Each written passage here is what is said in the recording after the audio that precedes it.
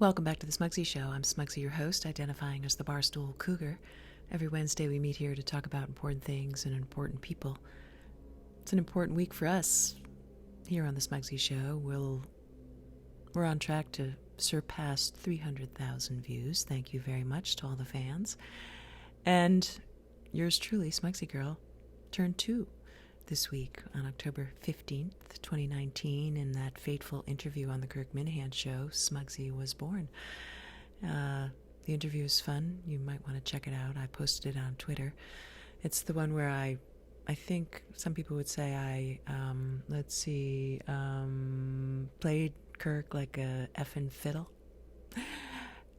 But don't take it from me how the Smugsy show and character's doing. Let's hear what the critics have to say. Being a character on the Kirk Minihane show is Smugsy's way of giving back. Her role on the Kirk Minihane show is tolerance. With fortitude, Smugsy is able to numb herself of the banality of the show and channel her inner Jane Goodall.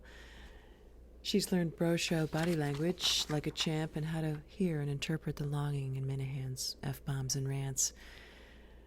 Her tenderness, effort, and patient with the show's dim-witted personalities and overwrought shock jock, host is magnanimous and powerful. In the mix of personalities on the show, Smugsy compensates for the brokenness of others. As they process the minutiae of their unfulfilled lives, like the faithful servant in the Gospel of Luke, Smugsy believes to whom much is given, much is required, and so she soldiers on. Not bad. Not bad at all. The Smugsy Show is presented to you by Smug Ciggies, sleek and elegant joint ciggies made with organic cannabis. Rolled in all-natural, locally sourced paper. Look for Smug Ciggies in the pretty indigo and marigold packs. So, what is it about the Smugsy Show? What is our magic? Well, everyone belongs. You belong. Fuck cancel culture.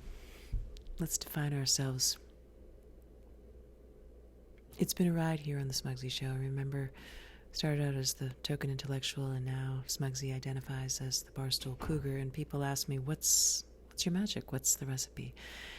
And the Smugsy Show is essentially an antidote to cancel culture and an antidote to TikTok.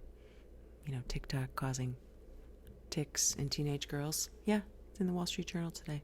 Read about it. TikTok causes tics, and not the Lyme's disease kind. Tics, bad.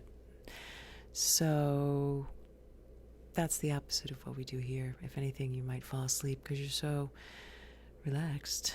So I thought to celebrate a birthday, and because in my personal life things are so busy that I had no time to really do any other content prep, I would read to you one of the most favorite chapters when the olden days when Smugsy was just a blog and fan fiction was in writing. That's right.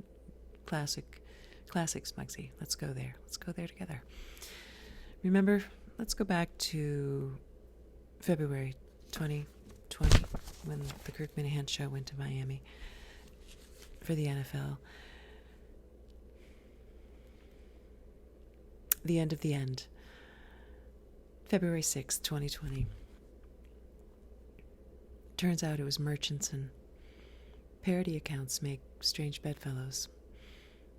Evidently, like politics and radio shows, what began as a simple midlife crisis crusade to remain relevant in pop culture and ruin Kirk Minihane ended up in a love tryst between Big Bad Murchison and Ned Snark.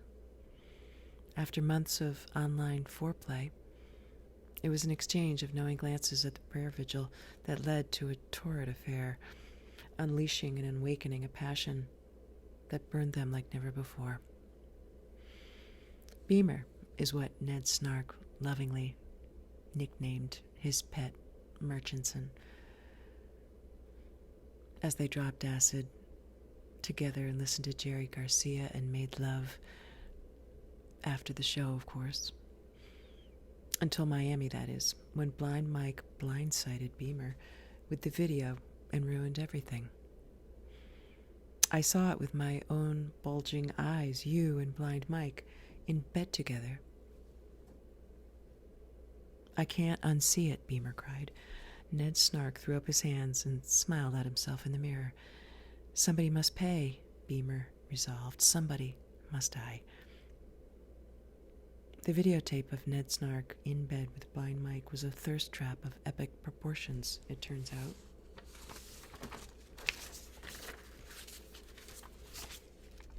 Jealous rage consumed Beamer as he packed for Madawaska. Can I blame the blind idiot, though? Beamer pondered in a brief moment of moral clarity. Yes, he's a sycophant, a flatterer, a puppet. But what glory will come from stomping on a doormat? The kid humiliated his mother for Minihane. It's obvious he's handicapped in multiple ways. Minihane is responsible for the mayhem and madness. And it's Minihane who will pay, Beamer murmured. Okay, there's a break, like ... When Smugsy found Kirk, naked and tied to a chair in a yurt on the lake in Madawaska, he was so cold he stuttered. Steve's beans. Excuse me? Smugsy asked. Steve's beans. Kirk tried saying again. What about Steve's beans? Smugsy asked Minihane as she slapped him across the face to help clear his mind. Beamer did this to me over fucking Ned Snark. He's going to kill me at sunset and then blow the whole place up using methane gas generated by minifans eating Steve's beans. 12 cases of beans is enough to be deadly. We must warn the women and children of Madawaska, Minihane screamed. Smugsy threw Kirk a flask of cocoa and a fur blanket and jumped on her Arctic cat and sped off towards the village. As she was humming along on the soft leather saddle of her sexy sled, Smugsy's six-pack rumbled for lunch, and she remembered the delicious ploys served at the Long Lake Sporting Club. She pulled in and sat at her usual spot at the bar. Her favorite Sauvignon Blanc was delivered immediately, ice-cold, in a monogrammed, silver-plated goblet. As Smugsy raised her glass to her shiny pink lips, she saw a newsflash on the television. A hepatitis C outbreak was being reported from a nearby ice fishing party. The cause, an infected tattoo of unknown design. Party guests from around the country and Australia were dropping like flies. Citizens were warned to stay away, and the ice fishing party was quarantined. Authorities tried to calm fears of a possible cult. After lunch, Smugsy decided to return to the yurt instead of warning the village of the impending explosion. Kirk was happy to see her because she brought him some ploys, Canadian buckwheat pancakes, he thought, exotic, like eating pesto with pine nuts. Minihane was excited.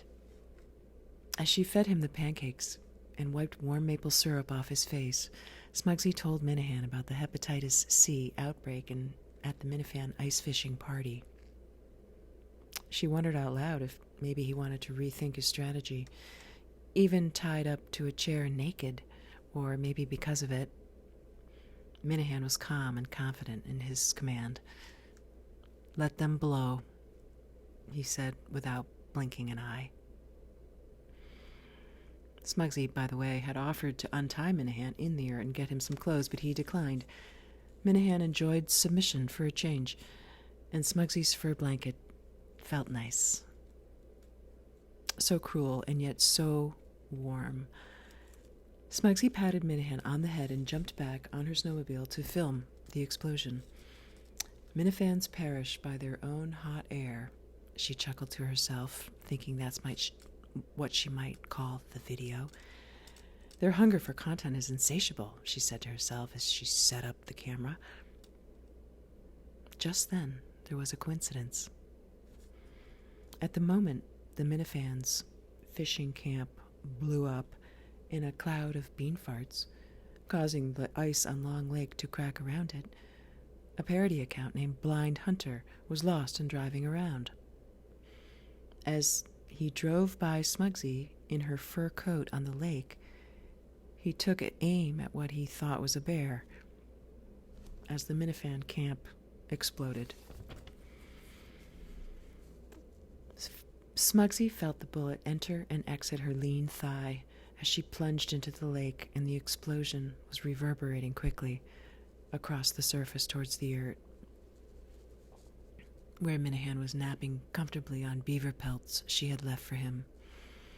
As Smugsy was gurgling and pawing helplessly in the frigid water, Minihane dreamed of doing an hour of radio every week with Mike Portnoy, the old man at Barstool with butterscotch candies in his pocket. The show is mediocre, but they've got a lifetime deal. Steve Anderson is the producer, and a guy named Amos helps out with shit every once in a while.